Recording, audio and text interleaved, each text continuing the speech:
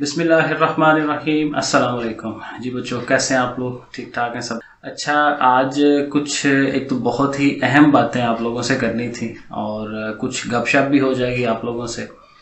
पिछले कुछ दिनों से मुझे कुछ कमेंट्स आप लोगों के मिल रहे हैं। पिछले कुछ दिनों से कह लें या पिछले कुछ महीनों से कह लें, क्योंकि ज़ाहिर है जब से ये कोरोना की वबा आई हुई है तो प्रॉब्लम्स कुछ हमारे बढ़ गए हुए हैं एज ए स्टूडेंट।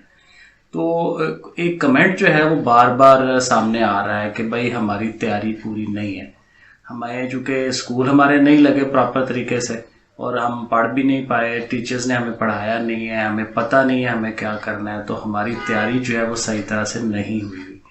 तो बेहतर ये है कि हमारे पेपर कैंसिल हो जाएं, वरना हमसे जो है हम तो फेल हो जाएंगे। इस तरह की बातें बच्चे बता रहे हैं। तो इसी पे थोड़ा सा हम डिस्कस करेंगे और ये वीडियो थोड़ी सी शायद लंबी हो जाए, लेकिन ये ज़रूर देखिएगा पूरी, क्योंकि इसमें आप लोगों का फ़ायदा होगा बहुत ज़्यादा। कुछ अपना एक्सपीरियंस आप लोगों के साथ शेयर करूँगा और कुछ बहुत अहम चीज़ें हैं जो आप लोगों से शेयर करनी है और ज़रूरी हैं ये चीज़ें, तो ये ज़रूर एंड तक आपने वीडियो देखनी है। अच्छा, एक अपना वाकया मैं आप लोगों को आज सुनाता हूँ। जब मैं खुद स्कूल में था 9-10 में, तो अक्सर टीचर्स की मुझे तो खुद कुछ समझ नहीं थी आती, या ये समझ लें कि टीचर्स कुछ खास प्रॉपर तरीके से पढ़ाते भी नहीं थे। तो सिर्फ रट्टा था, बस याद करते जाओ याद करते जाओ। मार का डर जो होता था उसकी वजह से कुछ याद कर लेते थे हम लोग, लेकिन चीज़ों की समझ कोई नहीं थी, कंसेप्ट्स का क्लैरिटी कोई नहीं थी।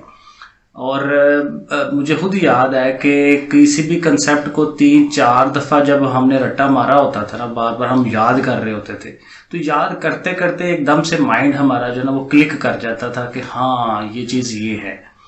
तो हमें प्रॉब्लम्स थी, जैसे आप लोगों को आजकल और हिसाब से प्रॉब्लम है, तो हमें भी प्रॉब्लम उस टाइम पे थी। हालांकि स्कूल लग रहे थे, क्लासेस हो रही थी। और मैथ का तो मुझे याद है कि मैथ की तो बिल्कुल समझ नहीं थी आती, तो मैंने क्या किया हुआ था, गाइड ले ली हुई थी। तो गाइड से ही स्टेप्स को समझना कि भाई ये स्टेप कैसे हुआ हुआ है, ये सवाल कैसे हल हो रहा है। और जब टेस्ट होने होते थे तो वहीं से समझ के और कोशिश करनी उसको समझने की, और वो जाके टेस्ट दे देना या उस तरह से। तो मेरा ख्याल है कि टीचर्स की एज सच कोई इतनी खास हेल्प नहीं थी मिली उस टाइम हमें भी।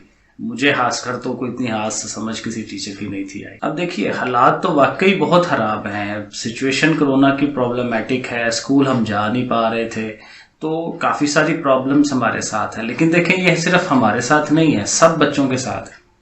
आप लोग ये देखें कि हम डूअर हैं या कंप्लेनर हैं। ये दो तरह के लोग होते हैं। एक डूअर वो होते हैं जो काम कर जाते हैं, ठीक है, कोई भी चीज़ उनके सामने मुश्किल आ रही है ना, तो उसको उन्होंने कर जाना है, कंप्लेन्स कम करनी है।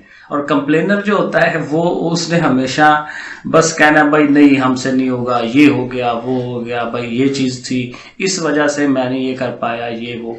तो कंप्लेन्स होंगी उस बंदे की। कभी आप देखिए अपने इर्द गिर्द, तो कुछ बंदे ऐसे होते हैं जो बार बार कंप्लेन कंप्लेन, बस जी ये हो गया ये हो गया, बस मेरे से नहीं होता ये काम। और बाज लोग होते हैं वो कोई कंप्लेन नहीं कर रहे, बस लगे हुए हैं अपने काम। तो आपने ये देखना है कि आप अपने आप का एनालिसिस करें पहले कि मैं डूअर हूं या कंप्लेनर हूं। तो अगर तो कंप्लेनर है तो फिर डेफिनेटली हमें अपने आप को चेंज करने की ज़रूरत है। ये दुनिया जो है ना बहुत टफ है। इस दुनिया के अंदर रहना, जो ही आप बड़े होंगे उस टाइम भी देखिएगा, जब आप प्रैक्टिकल लाइफ में आते हैं तो बहुत ज़्यादा टफ हो जाती है सिचुएशन, और हमें अपने आप को टफ करना पड़ता है। तो ये पहले ये देखिए कि हम अपने आप को डूअर में कैसे तब्दील कर सकते हैं, और कहीं ना कहीं से ना मोटिवेशन ढूंढें। अपने आप को मोटिवेट करना है हमें कि हमें काम करना है। मोहम्मद बिन कासिम का आपको पता है, उन्होंने तो 17 साल की उम्र में सिंध फतह कर लिया था। तो हमने तो सिर्फ पेपर देने हैं, तो ये कोई बहुत बड़ी चीज़ तो है नहीं है कि जिससे हम इतना डर रहे हैं और इतना खौफ खा रहे हैं। और अल्लामा इकबाल ने कहा था कि मोहब्बत मुझे उन जवानों से है सितारों पर जो डालते हैं कमंद। यानी बेसिकली जो करते हैं, कोई काम करके दिखाते हैं, अपने आप को अंदर से स्ट्रांग करते हैं, मजबूती, ठीक है ना। ये बहुत अहम चीज़ है, अपने आप को अंदर से मजबूत करना। और जो प्रॉब्लम या सिचुएशन या हर्डल्स हमारे सामने हैं उसके ऊपर काबू पाना, कैसे काबू पाया जा सकता है। और मेरे ख्याल में सबसे बड़ी और सबसे अहम मोटिवेशन जो है ना, वो हमें तो अपने माँ बाप से मिल जाती है। कभी आप गौर करें, आराम से बैठें सुकून के साथ, सोचें ज़रा कि हमारे माँ बाप हमारे लिए कितना कुछ कर रहे हैं। बाप को अगर आप देखें तो वो सुबह निकलते हैं, जॉब पे जा रहे हैं, काम करते हैं पैसे कमाने के लिए, ठीक है, और वो पैसे कमा के कहाँ ला रहे हैं, हमारे लिए ला रहे हैं, घर वालों की हराजात पूरे कर रहे हैं। ठीक है, और अक्सर औकात क्या होता है कि अपनी जो उनकी ख्वाहिशात होती है उनको वो पसे पुश्त डाल देते हैं, और हमारी जो ख्वाहिशात हैं जी, हमें कैलकुलेटर चाहिए, हमें मोबाइल चाहिए, हमें गाड़ी चाहिए एंड सो ऑन, बहुत सारी चीज़ें, तो वो सारा कुछ हमारे लिए वो कर रहे हैं।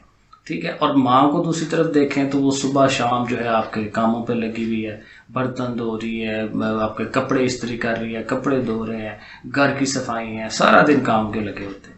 और इन दोनों बंदों का जो मेन चीज़ हमें जो वो कह रहे हैं कि क्या करना है आपने, हमें सिर्फ उन्होंने एक काम के ऊपर लगाया हुआ है कि आपने जी पढ़ के दिखा दे।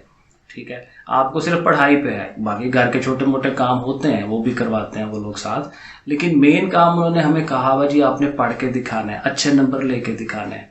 और अगर कोई बच्चा अच्छे नंबर लेता है तो देखे वो उसके माँ बाप कितना फ़ख्र महसूस करते हैं कि वाह भाई हमारे बच्चे ने जो है वो अच्छे नंबर लिए। तो एक काम है जिस पे उन्होंने हमें लगाया हुआ, वो है पढ़ाई।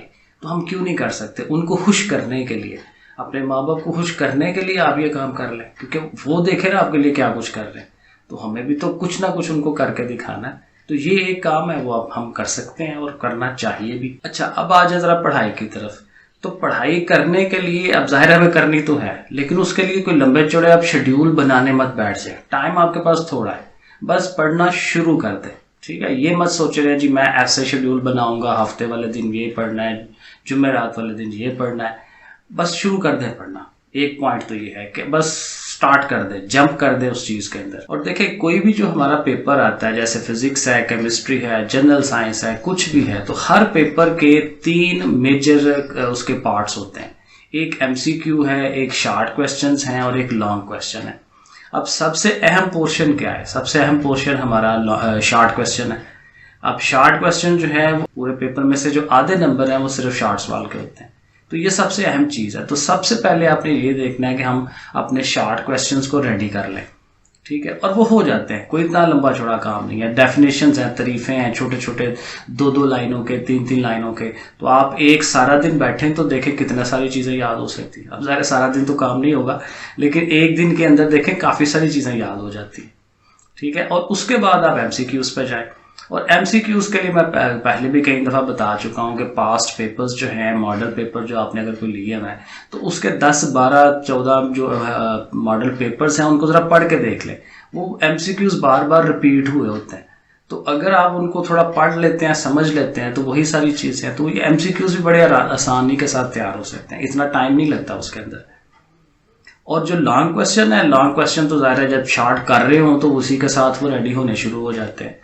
और अगर टाइम नहीं है तो मत करें उन्हें, लेकिन शॉर्ट लाजमी रेडी करें, क्योंकि शॉर्ट की डेफिनेशन तो कम से कम लॉन्ग के अंदर आ जाती है। लॉन्ग अगर 4 नंबर का है तो उसमें से 2 नंबर यानी सिर्फ डेफिनेशन के वो तो आपने शॉर्ट में रेडी किया हुआ है, वो आप वहाँ पर लिख दें, तो 4 के 4 नहीं कटेंगे, एटलीस्ट 2 नंबर तो मिल जाएंगे। तो इसलिए शॉर्ट को सबसे पहले रेडी करें। अपने आप को एनालाइज कर लेना, मैं किस पोजीशन पे खड़ा हूँ, मेरी तैयारी कितनी है, तो उस हिसाब से जो है आपने शुरू कर दे काम। और याद करके ना लिखना सबसे अहम बात है। अब अगर इतना टाइम नहीं है कि हर क्वेश्चन को याद करके लिखा जाए, तो अगर आप 5 शॉर्ट क्वेश्चन याद करते हैं तो उनमें से एक को ज़रूर लिखें। ये लिखना मस्ट है। ये अंडरस्टूड बात है कि जब तक आप लिखेंगे नहीं आपकी वो तैयारी कंप्लीट नहीं होती। क्योंकि देखिए सिंपल सी बात है, पेपर आपका रिटन है, आपने जाके सुनाना नहीं है किसी को, आपने लिखना है, लिख के देना है। और अगले दिन जब चेक करना है तो वो लिखा हुआ आपका उसको देखना है कि वो कैसे बच्चे ने लिखा हुआ है, सेंटेंस उसने कैसे बनाया हुआ है, बात जो पूछी गई है वो पूरी बता पा रहा है कि नहीं बता पा रहा। और एंड पे मैं यही कहूँगा कि अपने आप को मोटिवेट करते रहें, कीप मोटिवेटिंग योरसेल्फ। कुछ ना कुछ पॉइंट्स ढूंढा करें जिससे आप अपने आप को अंदर से मोटिवेट करें और आप अपनी पढ़ाई जब तक पेपर होते हैं तब तक जो है वो कंटिन्यू रख सकें। ठीक है, अपने आप को डाउन मत करें। ये मत कहें कि भाई मैं तो निकम्मा हूँ या मुझे नहीं आता चीज़ें या मेरे से नहीं होती। हर इंसान कर सकता है, अल्लाह ताला ने सलाहियतें हर बंदे को दी हुई हैं, हर बंदा कर सकता है। हिम्मत करने की बात है। ठीक है जी, तो बस ये बातें करनी थी। अपना ख्याल रखें, मुझे भी दुआओं में याद रखें, और ठीक है, अल्लाह हाफिज़।